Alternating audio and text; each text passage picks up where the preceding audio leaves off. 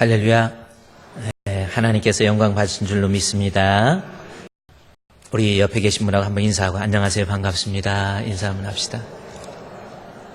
어떻게 명절 잘 지내셨나요? 여러분 어때요? 그래요. 자, 오늘 하나님께서 우리에게 주시는 말씀의 제목은 가르침을 통해서 예수님을 보여주는 믿음이라고 하는 제목입니다. 내가 믿음이 있다고 한다면 우리가 좀 보여줘야 된다라는 거죠. 이 말씀에 대해서 계속해서 말씀을 살펴보도록 하겠습니다. 지난주에는 우리 추석을 앞두고 초막절에 대해서 우리가 이 추석이 성경적으로 초막절의 모습을 좀 되새기면서 하나님 앞에 감사하고 우리가 하나님 앞에 또 어떤 모습으로 미래의 소망을 어떤 모습으로 두어야 될 것인가라고 말씀을 공부했습니다. 자, 오늘은요, 또 계속해서 이어서, 내가 하나님 앞에 믿음이 있다고 한다면, 어떤 모습으로 나타나야 되는가라고 하는 것, 이것을 계속해서 말씀을 살펴보고 은혜를 나누고자 합니다. 요한복음 14장 12절 말씀에 한번 보십시오. 요한복음 14장 12절, 여러분이 성경을 보고요, 내가 진실로 진실로 너에게 이르노니 나를 믿는 자는 해서 우리 믿음에 대한 이야기가 나오지요. 나를 믿는 자, 예수 믿는 자, 그겁니다. 여러분 예수님 믿습니까? 믿어야 됩니다. 안 믿으면 지옥 갑니다. 제가 여러분 성경에 계속해서 예수 믿어야 돼요. 안 믿으면 지옥 간다는 말이 여기 본문의 이 말씀도요, 14장 12절에 나를 믿는 자 이렇게 나오죠. 이 믿음이 얼마나 중요하냐면 요한복음 14장 11절 말씀, 그냥 1절 말씀해 보십시오. 14장 1절 말씀해 보면 너희는 마음에 근심하지 말라. 하나님을 믿으니 또 나를 믿으라. 그 다음에 여기 하나님 믿고 예수님 믿고 이 믿음 나온 다음에 바로 나오는 것이 14장 2절에 내 아버지 집에 거할 곳이 많다 해서 아버지 집이 뭡니까? 천국이에요. 그래서 본문 요한복음 14장을 통해서 우리는 반드시 예수를 믿어야 되고 예수 믿어야 아버지 집 천국에 갈 수 있다라고 하는 것을 지금 우리 예수님께서 그의 제자들에게 설명하는 내용입니다. 그래서 예수 믿는다고 하는 것이 그냥 적당히 위로나 받고 내가 뭐 세상 살면서 신앙이 좀 있어야 내 마음도 좀 평안해질 것 같고 뭐 또 친구도 만나고 이런 것이 예수 믿는 목적이 아니에요. 예수 믿는 것은요, 예수 믿어야 천국 가는 거예요. 방법이 없습니다. 아유, 나는 죽어봐야 알지 할 수 없어요. 뭐 그렇다고 지옥이 없어지는 것도 아니고요, 천국이 없어지는 것도 아닙니다. 예수 믿어야 우리가 천국 간다, 그 말씀이죠. 저와 여러분, 우리의 마음속에 우리 주님이 인정하는 구원 얻는 믿음 가질 수 있는 모든 사람 되시기를 주의 이름으로 축원드립니다. 그러면 믿음은 뭔가? 내가 진짜 믿는다면 믿음이라는 것은 우리가 눈으로 볼 수도 없고 손으로 만질 수도 없기 때문에 내가 좀 교회 좀 다니면 믿음 있는 것으로 본인이 착각을 한다니까요.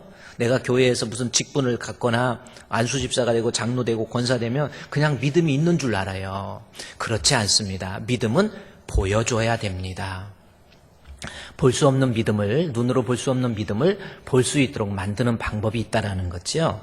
본문에서 요한복음 14장 12절에서 내가 진실로 진실로 너에게 이르노니 나를 믿는 자는 내가 하는 일, 우리 예수님이 하신 일을 하라는 거예요. 자, 이 말은 뭐냐면 나를 믿는 자, 예수 믿는다면 요 말은요, 하나 보면 14장 8절 말씀에 보면 빌립이 이르되 주여 아버지를 우리에게 보여주옵소서 해서 하나님 보여달라고 하는 거예요. 그랬더니 예수님께서 14장 11절에 내가 하는 일, 그 일을 통해서 나를 믿으라 라는 말씀이 나오죠. 보여줘야 된다라는 거죠. 눈으로 볼 수 없는 믿음을 우리 예수님이 하신 일을 내가 함으로 보여줄 수 있다라는 거죠. 14장 12절 보세요. 내가 진실로 진실로 너에게 이르니 나를 믿는 자, 예수 믿는다면 내가 하는 일, 우리 예수님의 하는 일을 감당해야 그것이 자연스럽게 그도 할 것이요 라고 하는 것은 단순한 미래 시제가 아니에요. 조건절로 이해해야 됩니다. 다시 말해서 내가 진짜 예수 믿으면 우리 예수님이 하신 일도 하게 된다라고 하는 거예요. 그러니까 믿음이 있으면 예수님이 하신 일, 그 모습이 눈으로 보이게 나타나게 돼 있다라는 겁니다. 그렇다면 여기 본문에서 내가 믿음이 있다면 예수님이 하신 일을 보여줘야 되는데 예수님이 하신 일이 뭐냐는 거예요. 자, 그것을 가지고 우리가 계속해서 공부했죠. 여기에서 이제는 마태복음 4장으로 가야 됩니다. 이제 넘기세요. 성경 마태복음 4장에 가보면 우리 예수님이 하신 일이 나와요. 자, 이제 마태복음 4장의 말씀에서 보면 마태복음 4장 25절, 23절 말씀을 먼저 봅니다.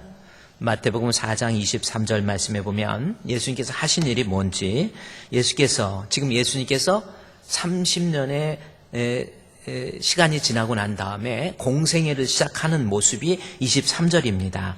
예수께서 온 갈릴리에 두루 다니사 그들의 회당에서 가르치시며 천국 복음을 전파하시며 백성 중에 모든 병과 모든 약한 것을 고치셨다. 이 말씀이 나오죠. 그러니까 예수님께서 하신 일, 예수님의 공생애 동안 우리 예수님께서 하신 일은 여기 가르치시고 전파하시고 또 병든 자 고치면서 섬기시고 이 세 가지 모습이 우리 예수님의 하신 일이에요. 그렇다면 요한복음 14장에서 내가 진실로 진실로 너에게 이르노니 나를 믿는 자, 예수 믿는다면 예수님의 하신 일, 지금까지 우리가 배웠던 것이 복음 전도하는 일. 여기 23절에 마태복음 4장 23절에 천국 복음을 전파하셨다. 갈릴리에 두루 다니시면서 천국 복음을 전파했다 해서 내가 진짜 예수 믿는다면 말로만 믿는 것이 아니라 갈릴리와 같이 힘든 곳이라 할지라도 복음이 필요한 곳에 예수가 그리스도 되심에 대해서 전파하고 전도할 줄 아는 그러한 사람이 된다라는 거죠. 이 말씀을 가지고 제가 4주 동안 여러분께 말씀을 드렸습니다. 어찌 보면 진도가 안 나가는 것 같죠? 그러나 정말 내가 예수님 믿는다고 한다면 이 전도할 줄 알아야 돼요. 그렇죠? 갈릴리와 같은 그곳이라 할지라도 예수 믿지 않는 그 영혼을 바라보고 그들에게 예수가 그리스도 되심에 대해서 전도할 줄 아는 것. 전도에 대한 열정, 믿음 있는 사람에게 자연스럽게 나타나는 거예요. 한 사람도 전도 못하고 그냥 말씀도 듣고 그냥 넘겨버리는 거예요. 그건 믿음 있는 사람의 모습이 아니라니까요. 정말 예수 믿으면 예수 그리스도의 복음 전도하고 또 선교하고 그 일을 감당하는 모습으로 나타나는 겁니다. 여러분 예수님 믿습니까?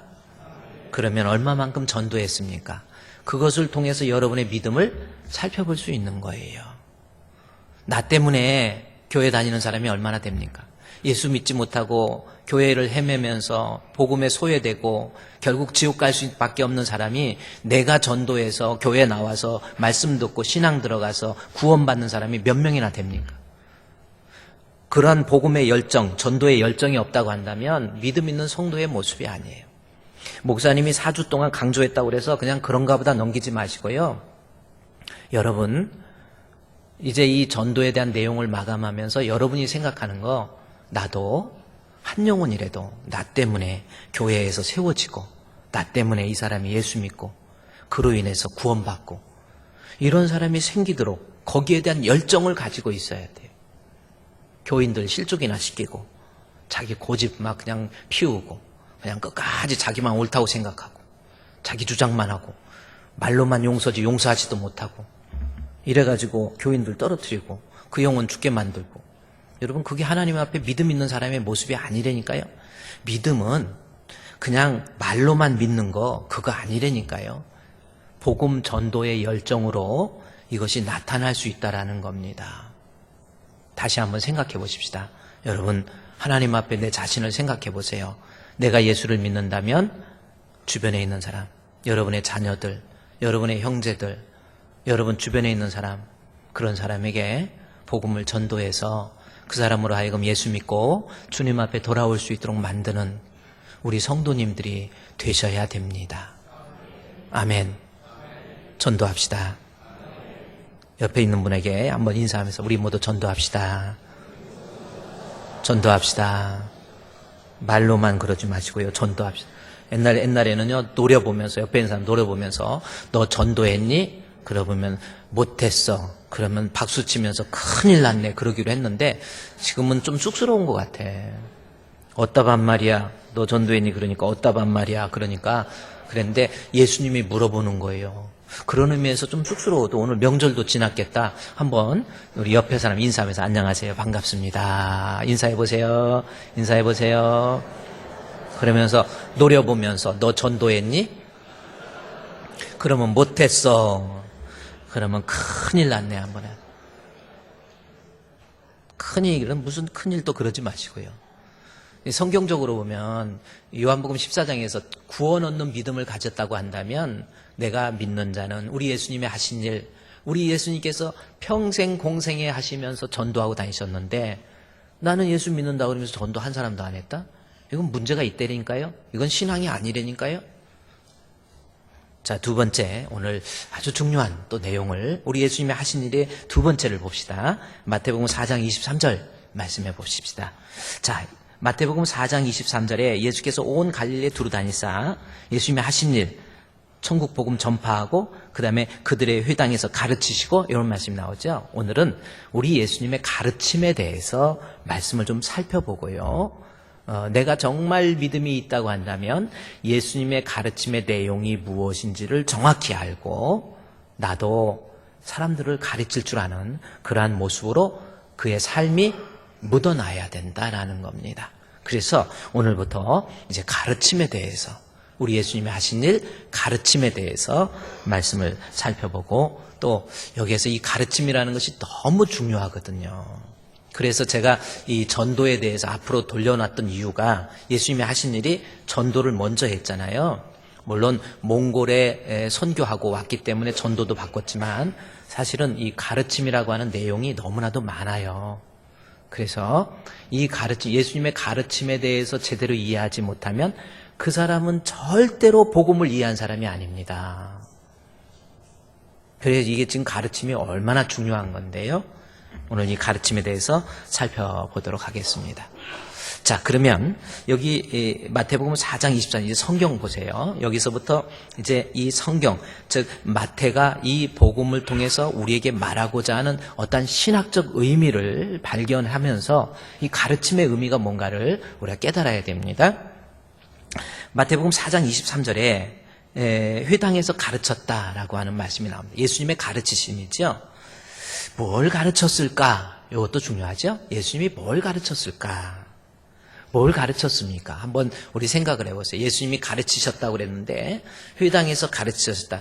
도대체 예수님께서 무엇을 가르쳤을까라고 하는 예수님의 가르침의 내용이 뭐냐는 거예요. 뭘 가르쳤죠? 자, 본문에서 이야기를 하죠. 5장 여기 2절 말씀에 보면 이제 가르침이 시작되는 거예요.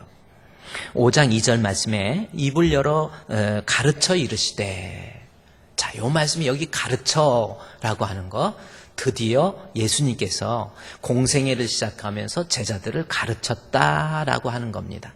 그래서 예수님께서 입을 열어 가르쳐 이르시되라고 하면서 가르침의 내용이 5장 3절부터 심령이 가난한 자는 복이 있나니 천국이 그들의 것이며 애통하는 자는 복이 있나니 그들이 위로를 받을 것이며 온유한 자는 복이 있나니 그들이 땅을 기업으로 받을 것이며 의에 줄이고 목마른 자는 복이 있나니 그들이 배부를 것이며 궁일이 여기는 자는 복이 있나니 그들이 궁일이 여김을 받을 것이며 마음이 청결한 자는 복이 있나니 그들이 하나님을 볼 것이요 화평케 하는 자는 복이 있나니 그들이 하나님의 아들이라 일컬음을 받을 것이요 의를 위해서 박해를 받는 자는 복이 있나니 천국이 그들 것임이니라.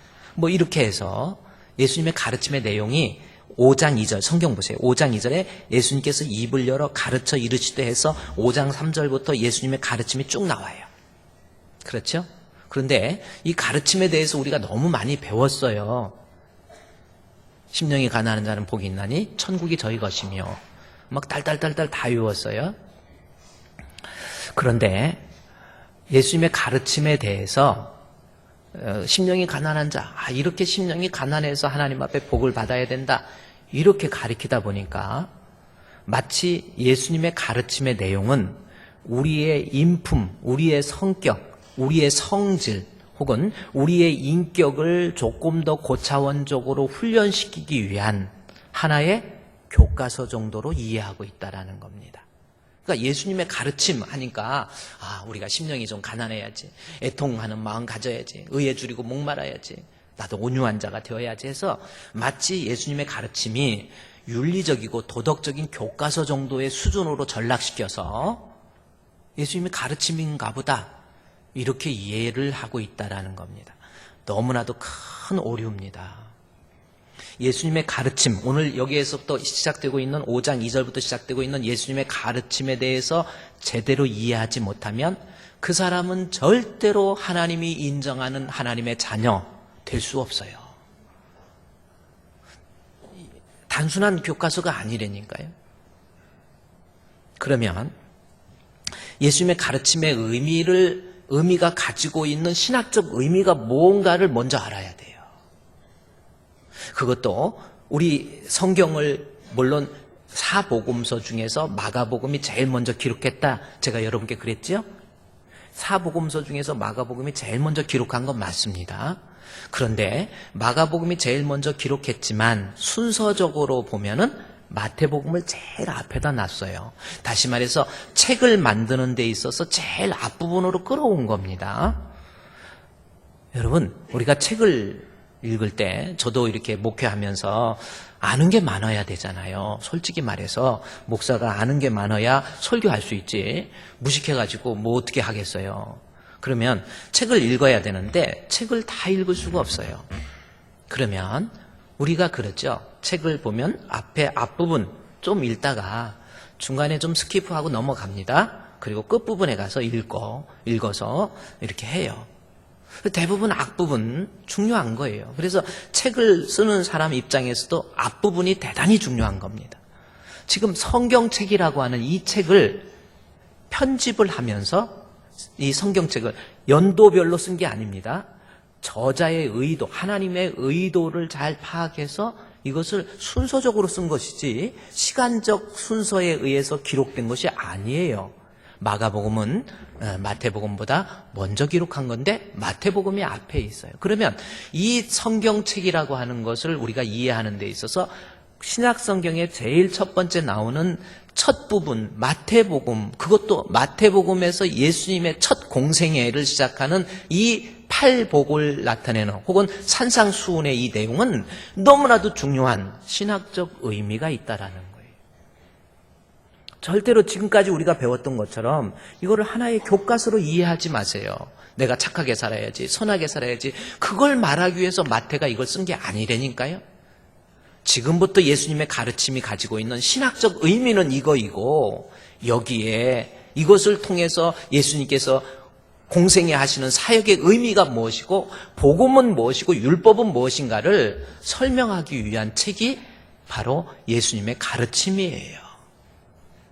그래서 요 가르침, 그렇다면 가르침에 대해서 5장 2절에 한번 보십시오. 한번 보세요. 이제 복잡하게 생각하지 마시고 예수님의 가르침은 그만큼 중요하다. 신학적으로 대단히 중요하다. 단순하게 윤리적으로 도덕적으로 나를 훈련시키기 위한 교과서가 아니다. 이것은 하나님의 영적인 의미에 있어서 구약과 신약의 관계에 있어서 너무나도 인간의 구원의 관계에 있어서 너무나도 중요한 의미를 가지고 있는 부분이 마태복음 5장, 6장, 7장 산상수훈 예수님의 가르침이다라고 하는 것으로 우리가 이해를 하시고요. 따라서 예수님의 가르침에 대해서 5장 3절부터 쭉 나와 있는 이 내용보다 더 중요한 것이 도대체 가르침이라고 하는 것이 어떤 신학적인 의미가 있는가, 이것이 더 중요한 거예요. 자, 한번 생각해 보세요. 예수님의 가르침이 어떤 신학적 의미가 있는지 이거부터 우리가 알아야 됩니다.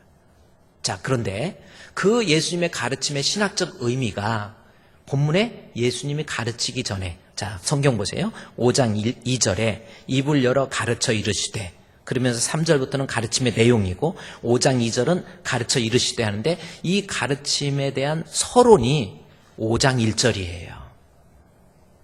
5장 1절의 이 짧은 구절 속에 예수님의 가르침이라고 하는 신학적 의미가 무엇이고 이 5장 1절의 짧은 구절 속에 이 성경을 기록한 마태의 신학적 의도가 무엇인지, 저자의 의도가 무엇인지를 5장 1절에 기록해 놓고 있다라는 겁니다.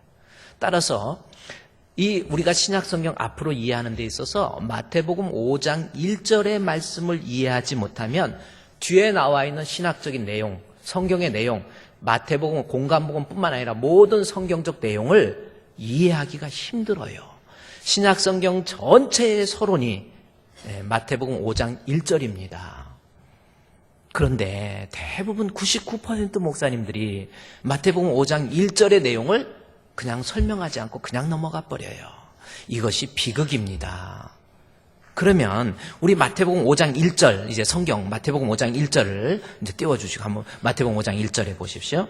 자, 이 내용은 여러분이 반드시 이해를 해야만이 신약 성경을 이해하는 겁니다. 이것이 신약 성경의 서론이고 예수님의 가르침의 의미예요. 가르침의 서론입니다. 그러면 5장 1절 한번 우리 너무 중요한 내용이니까 한번 읽어볼까요? 시작. 예수께서 무리를 보시고 산에 올라가 앉으시니 제자들이 나오니.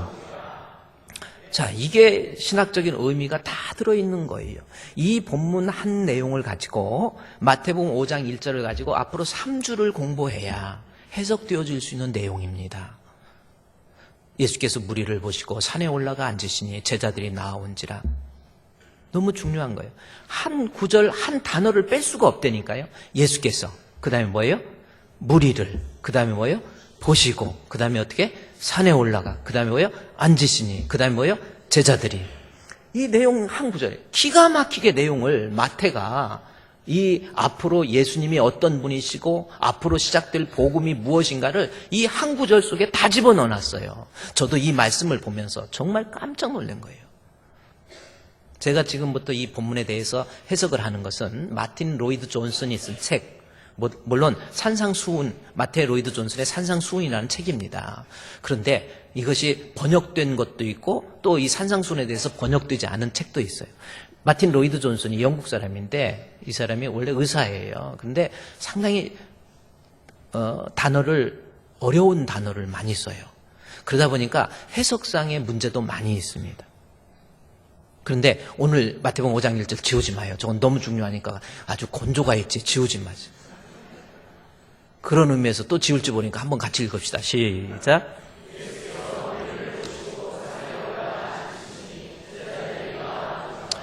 자, 오늘 이 본문을 이제 보도록 하겠습니다. 그러면 본문의 말씀에 예수께서 무리를 보시고 라고 하는데 누가 주어예요? 예수님입니다.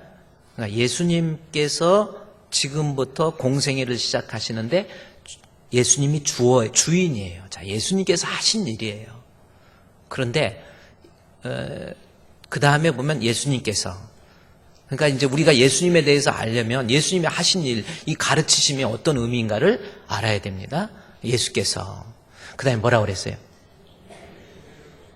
무리를 그 다음에 보시고 그랬죠. 오늘은 무리라고 하는 것이 그럼 어떤 의미인지 지금 마태가 이 무리라는 말을 집어넣는데 예수께서 무리를 보시고 그냥 예수님께서 어떤 물체를 봤다라고 하는 동작을 표현하기 위한 내용인가요? 예수님께서 무리를 봤다. 아닙니다. 여기에서는요 너무나도 중요한 의미가 있다라는 겁니다. 여기에서 그렇다면 무리가 누구인가 요거부터 이해를 해야 예수님의 공생애의 사역을 우리가 이해할 수 있다라는 겁니다. 자, 그러면 예수께서 무리를 보시고 했는데 무리가 누구일까라는 겁니다. 무리가 누구일까요? 자, 조금 힘들어도 짜져와 보세요. 예수님께서 무리가 누구예요? 무리는 우리말로는 많은 군중들, 크라우드 혹은 오디언스, 청중들 그렇게 이야기할 수 있죠. 많은 무리들이 예수님께 쫓아오는 거예요. 많은 무리들. 그래서 무리는 청중들 또 많은 숫자들 이런 것을 얘기할 때 무리라 이렇게 단어를 씁니다. 그런데 본문에서 예수님께서 그냥 많은 청중들이 모여있다 지금 그 뜻인가요? 아니에요. 여기에서 무리가 누구인가 어떤 무리인가 요거 중요하죠. 어떤 무리인가 요거부터 알아야 됩니다. 그러면 이 무리들이 어떤 무리인가 봤더니 4장 25절에 설명을 하고 있어요. 4장 25절 말씀에 갈릴리와 데가볼리와 예루살렘과 유대와 요단강 건너편에서 수많은 무리가 따르니라 해서 여기 무리가 나오죠. 자, 이 무리가 어떤 무리인가 봤더니 갈릴리라고 하는 지역은 어떤 지역이냐면 이스라엘의 땅을 세 가지로 3등분해서 설명을 합니다. 남쪽의 유다, 중부지방 사마리아, 북부지방 갈릴리입니다. 그러니까 지금 이 무리는 어디냐면 북부지방, 예수를 잘 믿지 않는, 하나님을 잘 믿으려고 하지 않는, 이방 문화로 찌들려 있는 그 갈릴리에서 내려왔던 무리. 또 데가볼리라고 하는 것은 갈릴리보다 북쪽으로 더 가면 이 다메섹 지역입니다. 다메섹 지역에 이 데카라고 하는 것은 이 텐이라는 뜻이에요. 데카볼리라고 하는 것은 여기 폴리스라고 하는 거 있죠. 국가, 폴리스. 이 폴리스 있잖아요. 국가를 의미하는 나라를 얘기하는 겁니다. 그리고 데카볼리 하면은 10개의 나라가 연합되어 있는 연맹, 유나이티드 스테이트 아메리카 그러잖아요. 미국 합중 연합해서 이렇게 얘기한 것처럼 소비에트 연방, 유고 연방, 지금 유고 해체됐고 소련도 해체됐지만 그 연방, 그래서 데카폴리라고 하는 것은 연방되어 있는 10개의 나라. 그러니까 우리 유다 나라의 이스라엘의 북쪽의 다메섹 지역에 있는 10개의 그러한 나라들이 그곳에서 사람들이 또 왔다라는 겁니다. 또 25절에 데가볼리와 그 다음에 예루살렘과 유대와 요단강 건너편, 지금의 요르단 쪽이죠. 요단강 건너편. 그래서 수많은 무리가 따라왔다. 자, 무리에 대해서 본문에 예수께서 무리를 보시고 그랬는데 무리에 대해서 지역적으로 유대인들이 가지고 있는 세계관은 아까 이 데카폴리 하면요 무슨 뜻이냐면 유대 지역 외에 헬라 지역, 지금 데카폴리는 헬라 지역이거든요. 그 유대인들의 세계관 속에서 전 세계를 말할 때 유대와 사마리아 땅끝 할 때 이것이 전 세계를 의미하는 겁니다. 데카폴리까지 들어갔다라는 것은 전 세계. 그래서 여기서 무리는 마태복음 4장 25절에서는 데카폴리에서 또는 요르단 지역에서 또 유다에서, 그러니까 전 세계에서 다 모여있는 각양각색의 사람들이구나. 거기까지는 이해할 수 있습니다. 무리를. 그런데 지역적인 의미에서 흩어져 있는 각양각처에서 모여있는 무리라는 의미보다 더 중요한 무리는 뭐냐면 이 무리에 대해서 마태복음 4장 23절부터 설명이 돼 있어요. 어떤 무리인가 봤더니 온 갈릴리 두루다니시사 그들을 회당에서 가르치시며 천국 복음을 전파하시고 백성 중에 모든 병든 자, 무리의 특징을 봤더니 병든 자, 모든 약한 자, 24절에 보니까 온 수리아에 퍼진지라 사람들이 모든 앓는 자, 각종 병에 걸린 자, 고통 당하는 자, 귀신 들린 자, 간질하는 자, 중풍병자 이렇게 나와 있어요. 그러니까 무리를 보니까 지역적으로는 각양각색에서 흩어져 있는 무리인데 그 무리의 특징이 보니까 병든 자, 약한 자, 24절에 모든 앓는 자, 여기서 우리말로 모든 앓는 자로 이렇게 돼 있는데 여러분 모든 앓는 자라는 것이 무슨 뜻이에요? 이것도요 우리말의 번역이 좀 매끄럽지 못합니다. 여기서 모든 앓는 자라고 하는 것은 무슨 뜻이냐면 인간의 힘으로 고칠 수 없는 질병, 그게 모든 앓는 자로 번역이 된 거예요. 이게 형용사를 잘못 번역해갖고 이런 현상이 일어나는 겁니다. 그래서 보니까 무리들이 병든 자, 약한 자, 그 병도 모든 앓는 자, 다시 말해서 사람의 힘으로 도저히 고칠 수 없는 질병. 여러분 한 50 넘으면 웬만한 질병은 다 하나씩 가지고 있지요? 50 넘어서 혈압, 당뇨 없으면 건강한 겁니다. 난 그런 거 안 키워 이런 사람도 있으면 정말 건강한 거예요.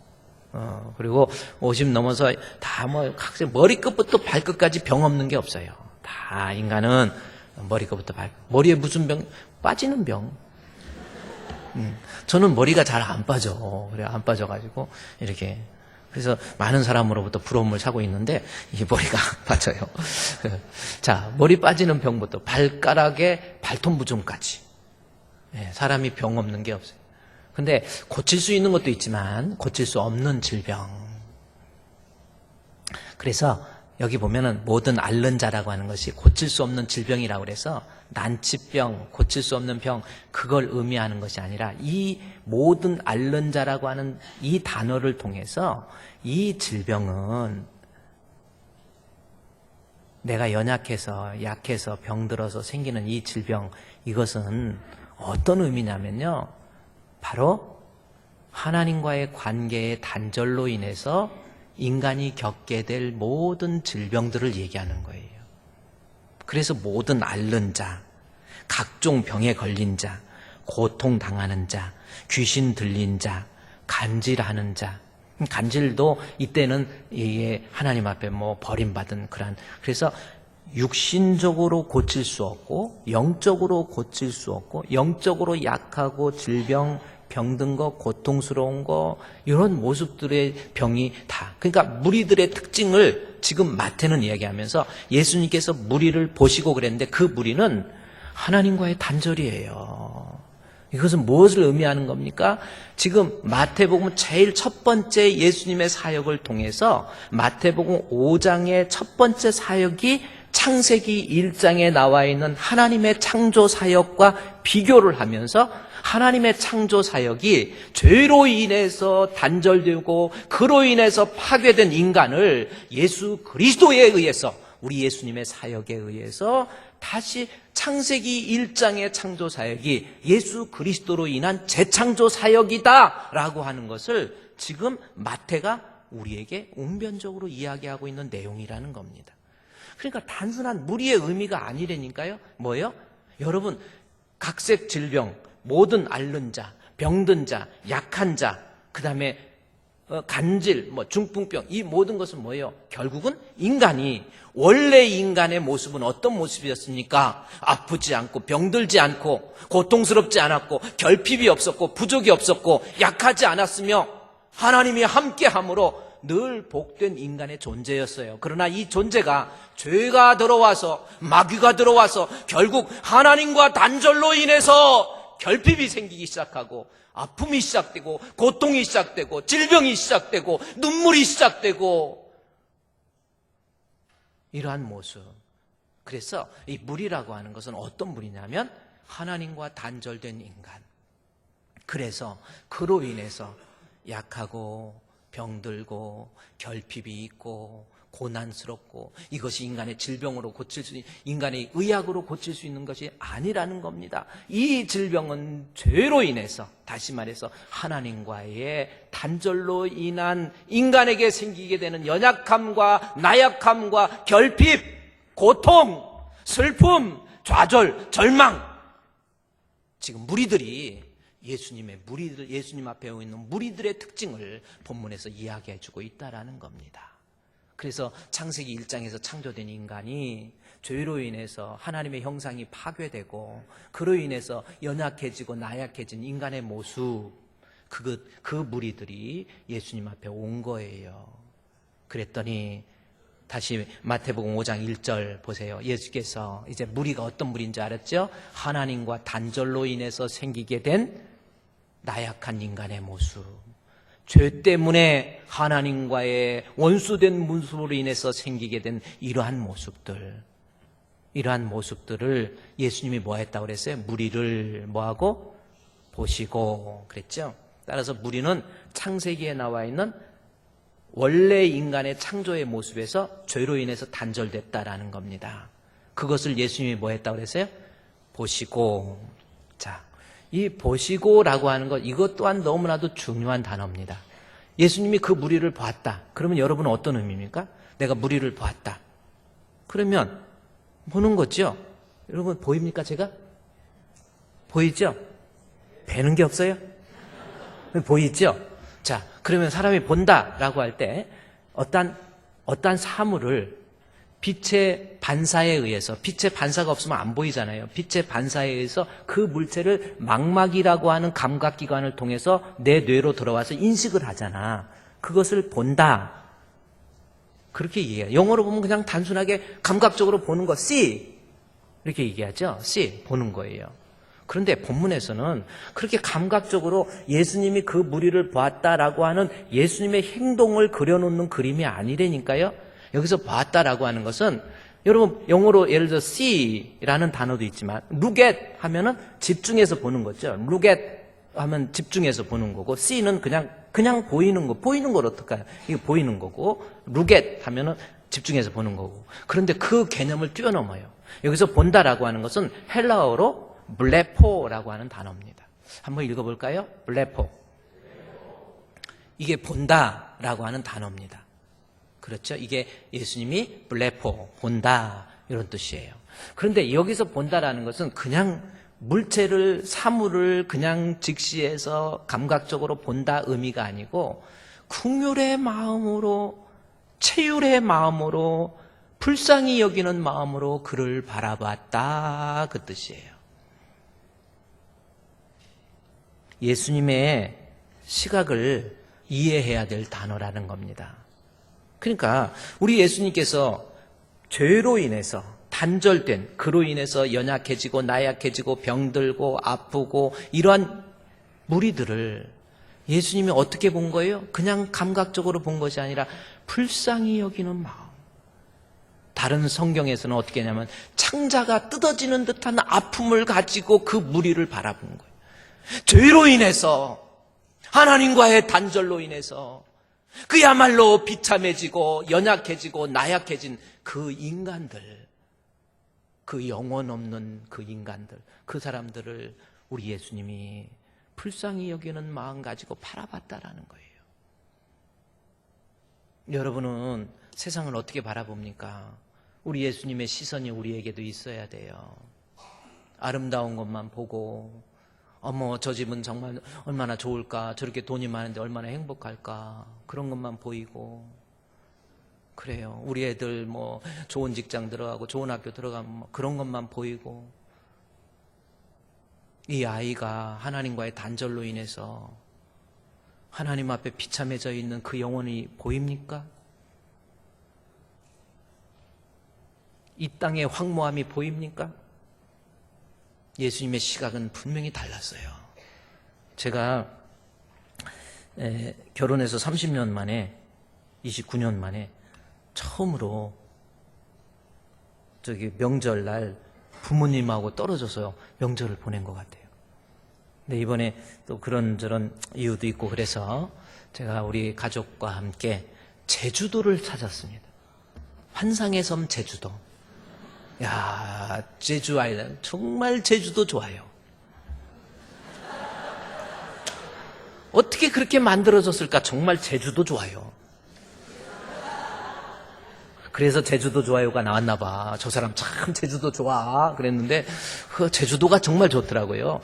그 물빛 있잖아요. 그 동해안에서 보는 물빛하고 틀리고요. 이 에메랄드 물빛에 의해서 참 밤에 참 그 정말 추석에 보름달, 제주도에서 보름달을 바라보면서 커피를 한 대 딱 마시면서 찰랑거리는 에메랄드 불빛, 에메랄드 그 바닷빛을 바라보면서 야, 거의 환상에 빠져. 야, 제주도가 이렇게 우리나라에 제주도가 있다는 것이 얼마나 감사한지. 너무 아름다워. 이제는 막 야자수도 아열대 지역으로 조금씩 바뀌어갖고 야자수도 막 자라고 참 보기 좋더라고요. 그리고 뭐 바다에 가니까 바닷물도 깨끗해요. 너무 깨끗해. 그리고 뭐 문어도 막 밖에 이렇게 나와 있어갖고 저는 가서 이번에 문어도 잡았어요. 문어. 그래서 이게 낙지인가 문어인가 잘 몰랐는데 우리 교회에 문어를 해상 50m까지 들어가갖고 잡아오시는 분이 계시고요. 다이빙 그거 있어가지고요. 일부 예배 때 그분한테 물어봤더니 저건 뭐냐고 그랬더니 저기 돌문어라고 하는. 낙지는 뻘에서만 자라지 그런 그래서 돌문어라고 그래가지고 돌문어가 막 있어요. 그래서 잡아가지고 했더니 막 이게 막 감고 타고 올라오는데 막 징그러웠기도 하고 막 하고 어떻게 할 수가 없어. 한번 그림 보여드릴게 내가.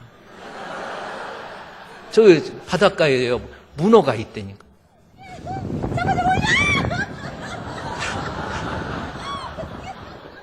문어 잡은 거예요 지금. 징그러워서 어떻게 할 수가 없어. 떨어뜨려. 너무 이게 뭐 달라붙으니까. 어머 어떡해. 지금 도망가. 어머 되게 빨라. 어머 어떻게 할 수가. 내 손이 문어 같아. 어디가 하면서 제가 막 이리 오라고. 안 되겠더라고. 이게 커피잔에다 집어넣으려고. 집어넣는데 막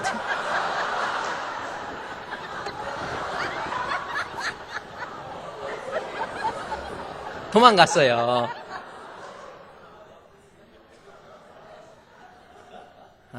제주도 아름답더라고요. 제주도를 보고 야, 아름답다. 그걸 느꼈지요. 예수님의 시각은 그게 아니었다라는 거죠. 무리를 보았다라는 것은 감각적으로 망막을 통해서 어떤 사물을 인식한 그런 의미가 아니에요. 죽어가는 영혼, 죄로 인해서 멸망할 수밖에 없는 영혼, 그들의 영혼을 불쌍히 여기면서 우리 예수님 창자가 끊어지는 아픔을 느꼈다라는 거죠. 저는 그래서 참 제주도가 좋다 그랬는데, 그래서 다니면서 차를 타고 렌트를 해가지고 차를 타고 한 바퀴 뺑 제주도도 이렇게 돌다 보니까 좋은 부분이 많은데 한 가지 저한테 들어오는 시각이 있었는데 교회가 별로 없어요. 얼마나 마음이 제가 교회가 없네, 교회가 없어, 건물이 교회가 별로 없어요. 그래서 제가 한번 제주도가 어떻게 생겼는지 일단 그림 한번 보여줘요. 제주도 지도 한번 보여줄게요. 저렇게 생겼습니다. 저게 제주도예요. 참 그런데 이렇게 보면 통계가 이렇게 나와 있는데 2015년도 통계를 제가 제주도에 예수 믿는 사람이 얼마나 될까 하고 찾아봤어. 그랬더니 제주도에 예수 믿는 사람의 숫자가 통계가 나왔는데 예수 믿는 사람이 저렇게 나옵니다. 사실은 저게 2015년도 통계인데 사실은 저 통계는 그게 다가 아니에요. 사실은 6%밖에 안 돼요. 물론 섬 지역이기 때문에 복음화가 많이 없고 강화도는 상당히 높습니다. 근데 제주도는 그러니까 6% 1000명이면 100명이면 6명 정도밖에 예수 안 믿는 거예요.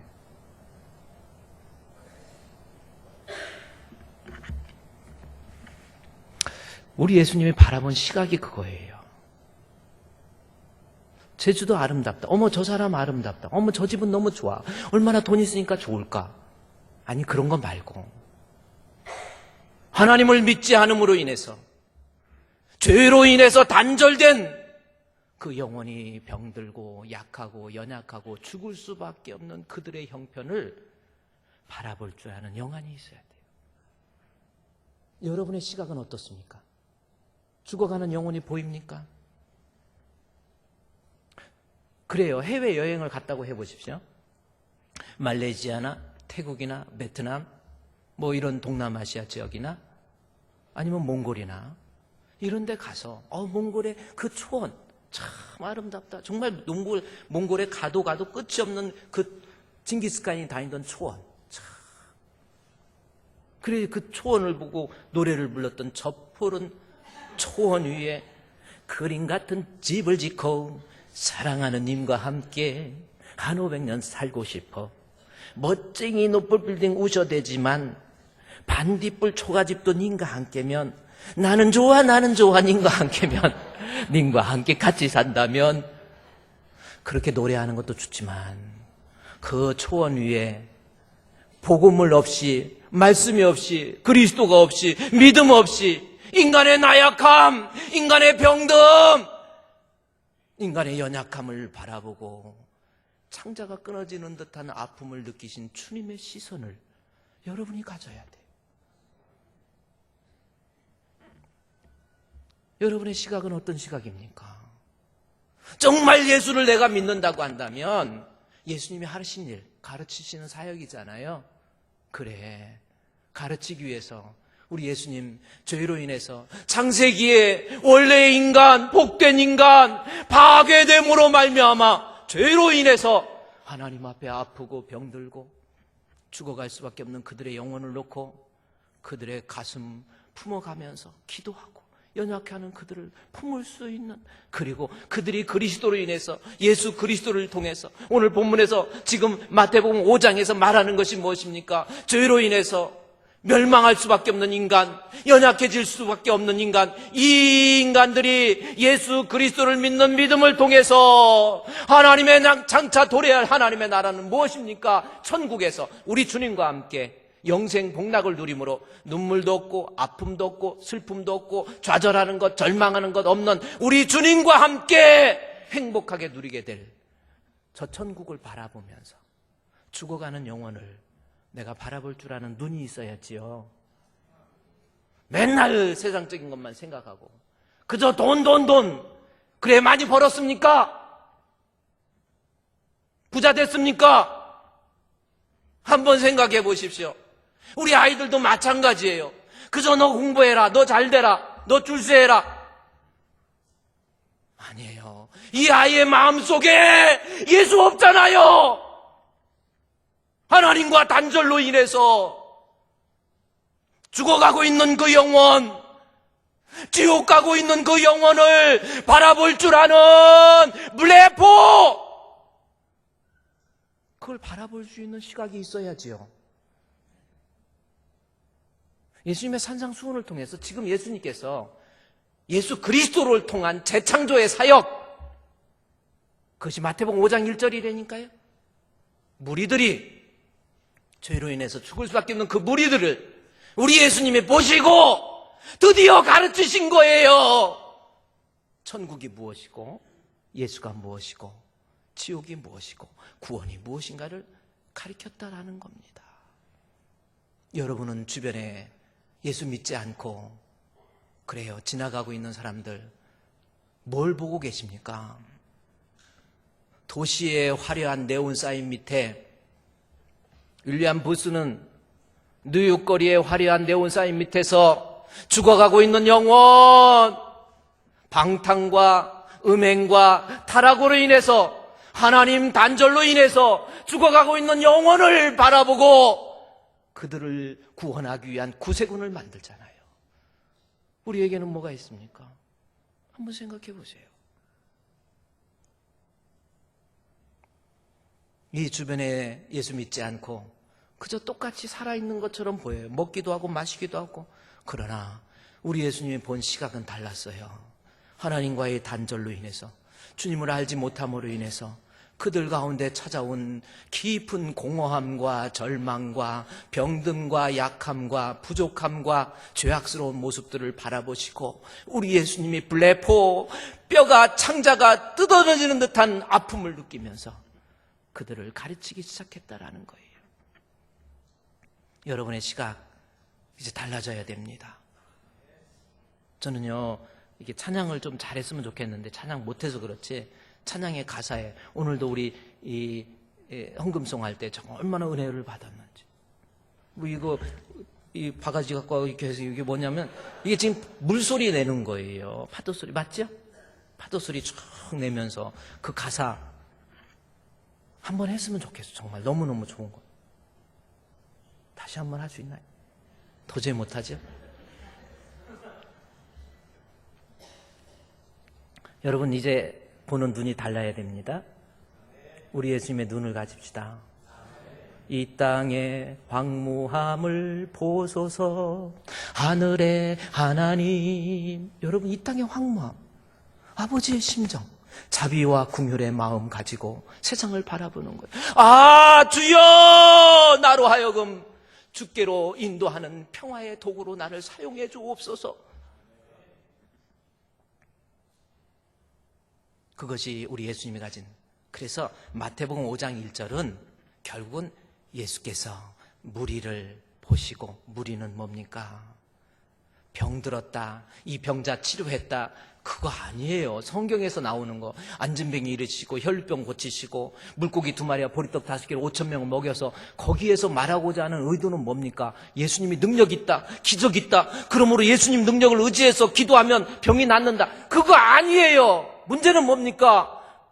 병들고 약하고 하나님과 단절로 인해서 죽어가고 있는 그들이 예수 그리스도를 통해서 원래의 인간의 모습으로 재창조되는 거예요. 이것이 마태복음 5장 1절에서 예수께서 무리를 보시고, 오늘은요 여기까지입니다. 다음에는 이제 산에 오르시고, 뭘 하고 산에 올랐나, 이것 또한 너무 중요한 거예요. 원래 산이 아니에요. 누가복음에서는 평지라고 나왔어. 그것만 확인하고 다음 주 공부니까 이거 산이 아닌데 왜, 그러면 마태는 왜 산이라고 했는지 이 누가복음에 한번 가볼까요? 누가복음 6장 17절. 누가복음 6장 17절. 뭐 안 찾아도 화면에 나올 수도 있어요. 지금 기대를 좀 해보면 나왔어요. 자 보세요. 자, 예수께서 그들과 함께 내려오사 평지에 서시니, 예수님께서 이 앞에 보면 제자들을 선택하고 기도하고 내려오셔서 평지에 서시니 제자들이 많은 무리가 수많은 평지라고 나와 있어. 평지 따라합시다. 평지. 근데 여기는 산이잖아. 그러면 마태가 왜 산이라고 하는 거야? 그러니까 실제적으로 그 지역에 가면은 약간 언덕은 맞아요. 근데 굳이 산이라고 한 이유가 뭘까? 왜 마태가 산이라고 했을까요? 1번, 산이 좋아서. 그건가요?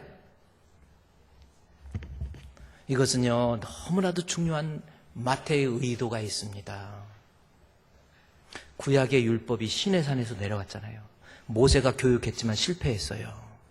이제부터 율법은 그리스도의 복음 안에서 리플레이스 돼서 예수 그리스도 안에서 진정한 인간의 회복을 선언하는 내용이 산이에요. 이게 그냥 쓰는 게 아니란 말이에요. 더 길어지면 절 미워하니까 오늘은 여기까지만 합시다. 우리 기도합시다. 하나님, 우리 예수님께서 무리를 보시고 우리 예수님께서 죄로 인해서 병든 영혼, 죽을 수밖에 없는 영혼을 우리 예수님께서 긍휼히 여기시고 그들을 살리시기 위해서 십자가에 못 박혀 죽으신 주님, 우리 주님이 가진 시각을 우리도 갖게 해 주시옵소서. 이 땅의 황무함을 바라볼 수 있는 그러한 시각을 허락하여 주시옵소서. 우리의 아이들, 우리의 사랑스러운 자녀들, 영적으로 하나님과의 단절에서 오는 그 연약함과 나약함과 병든 것을 바라볼 수 있는 시각을 주시고, 우리의 주변에 죽어가는 영혼, 하나님과의 단절로 인해서 죽어가는 영혼, 그들을 긍휼히 여길 수 있는 시각을 저희들에게 허락하여 주시옵소서. 예수님의 이름으로 기도드리옵나이다. 아멘.